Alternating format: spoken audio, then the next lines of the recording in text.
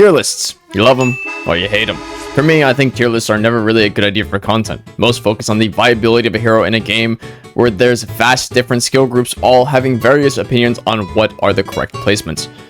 This leads to infighting and major discourse where your favorite YouTuber didn't have the same exact thought process as you, even though you're like rep 5 overall and your complaint was light spamming on Centurion. That being said, what if I could find a way that I could make a tier list that was so unbelievably biased that it was impossible to take seriously? Say hello to For Honor's fun tier list. The tier list that doesn't care about heroes' viability or place in the meta for each game mode and just cares about one question. How fun is the hero? To determine a hero's fun factor, we're going to look at 3 main topics: their moveset, their feats, and how fun they are to fight against, just to add a negative factor for every hero. But before we truly begin, as I stated in the beginning, we are different people and we all have our own opinions that we are obligated to. We might disagree on some things and agree on some others, but let's not get toxic and hateful for someone expressing their own opinions. For now, let the tier list truly begin. I'm going to stay completely unbiased for Warden simply because I know this hero more than I know myself at this point. This hero's been a poster boy of the game. That being said, at this point, Warden feels very lackluster in his moveset. The higher up in the MMR you go, the less you're truly allowed to use his entire kit in favor of his bash. Thankfully, I'm not that high up yet, and I'm still able to utilize every single piece of his armor and moveset, and it feels great. Warden's feats used to be very pitiful until his new change. There's no feat I truly dislike in his entire selection. Healing off of mid with Death Toll turns Warden into Mr. Mid-Clear. Things like Thrilling Comeback and Rally are great feats in the slot, and I can kiss anyone who revives me with full recovery. But it pales in comparison to Trebuchet. If you ever feel like hitting someone with a big flaming rock, you could just drop a truth nuke on somebody, and boom, the fight's just over. The only negative things I can remark is that fighting Wardens that outright refuse to use anything other than bashes is the most unfun, uninteractive fight in the entire universe. Having to make a 33% chance read anytime he goes to his bash on top of him fainting it is the most unfun fight in the entire game, besides some heroes we'll get into later. So in reality, I think I'm going to put Warden into high B tier because he can be very fun, but again, high MMR forces people to play one way, and when you have to play against it, you're not having any fun. Peacekeeper is a hero purely made for the duels aspect, and I think I have a total of like 2 hours in the duels playtime in the last 2 years of the game. But honestly, I think playing her in Dominion is actually more fun, yet more enraging at the same time.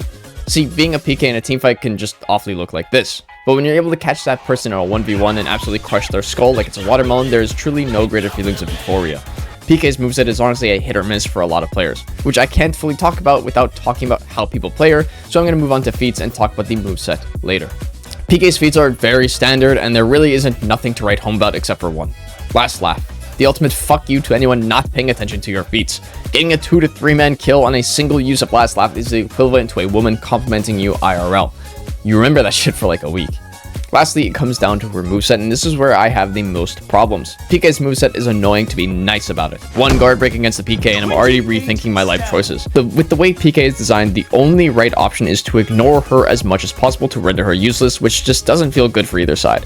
And when a PK wants your attention, it's only going to be one move over and over again.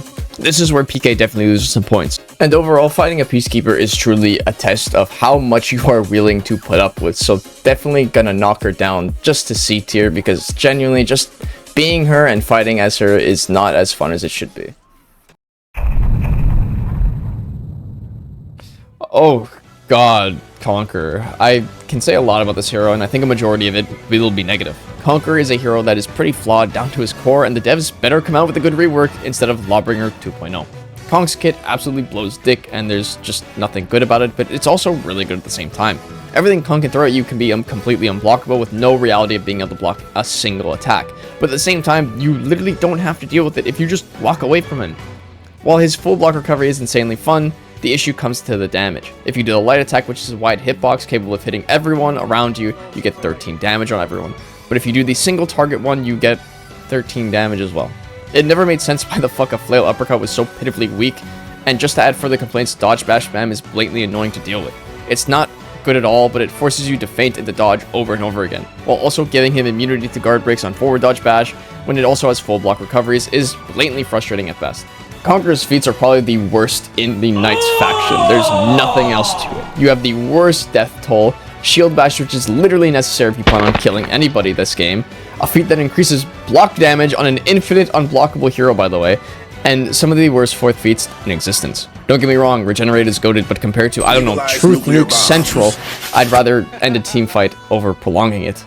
Conq can definitely be fun to play, but it truly relies on how much your opponent is willing to deal with you. If they're losing, then they could walk away, and again, there's literally nothing you can do about it except watch. While at the same time, if your opponent's Conq is just dodge bashing anything that comes their way, you basically play an interactive cutscene of hit the same buttons, get the same punish.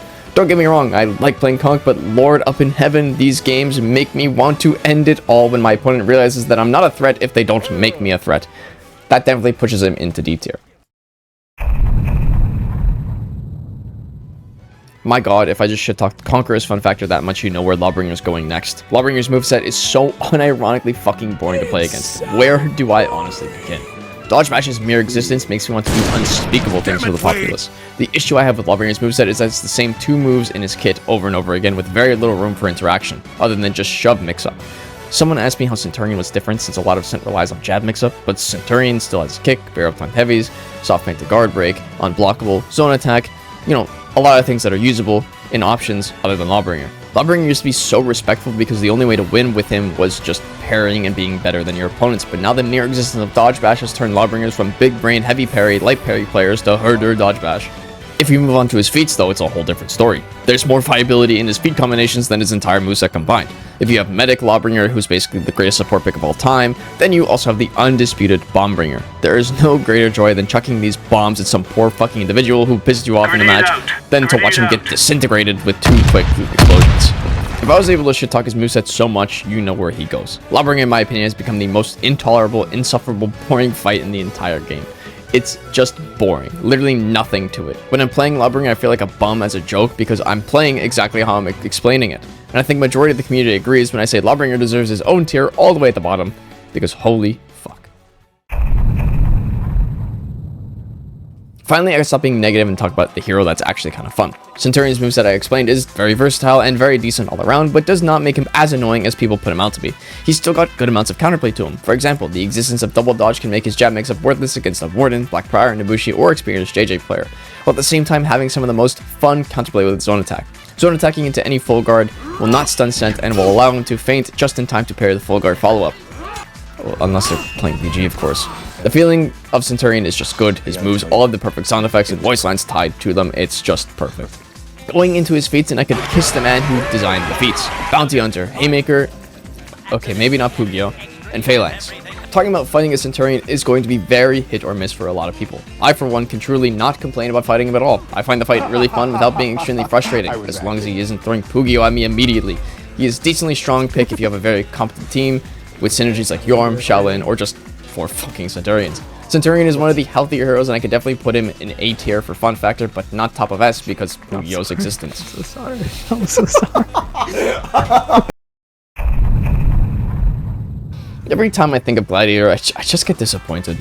I cannot fathom this hero nor defend him anymore. If you searched up the definition of AIDS, Gladiator's moveset would pop up in Urban Dictionary. Zone, toe stab, and skewer. I cannot be asked to say nice things about Gladiator anymore, because if he got rid of the rest of his moveset, nobody would have noticed. Gladiator's feats are almost like Centurion's, you know, first and second feat with less annoying third feat slot, and a good selection of fourth feats. I like the shot on Catapult, but Gladiator's voice lines like Catapult have the same energy beside Egon and Elden Ring, so it definitely gets a pass. To play against the Gladiator is a chore though. There's no point in thinking that the Glad will do anything but zone and toe step from neutral. A bash that does 0 damage and a very reactable light attack over the casual player's worst nightmare of moves. Gladiator players have to be the biggest turtles in the entire game, and I think even Gladiator players agree, because I'm a Glad player, and I'm not blind enough to deny. Glad gets D tier at best. This one's going to be all over the place, and I think everyone kind of expects that out of Black Prior. His moveset is very safe and can be very annoying to go up against, and BP, who only want to play against stamina damage, is just not fun. But he has a very versatile kit, and it is fun to play around. And yes, a majority of that fun does come from Bulwark stance. If Ubisoft has ever cooked with a move, it's Bulwark stance. A move so insanely strong, it's the only move in the game that can counter confirm ganks, but at the same time, it's so fun and so satisfying because it still requires some semblance of skill to properly use. PvE's feats is where it gets a little fucky though. Sinister Shield is the ultimate support feat that is balanced enough since it requires you to give up health, but sucks when my teammate dies mid-feat and I still lose my HP and the feat. Tier 2 is a slap in the face to anyone you're ganking, and Oathbreaker. I'm not going to say anything about Funbreaker because that's the name the head of the balance team had given it. And 4th feat, Umbral Shelter, has only been popped in my face when I'm winning the 1v1, so I fucking hate this feat.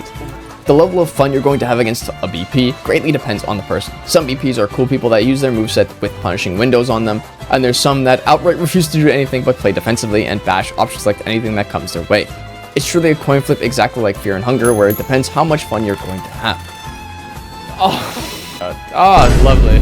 So with everything combined, the fact that Bulwark is carrying BP's fun factor to a spot behind Warden in C tier is amazing.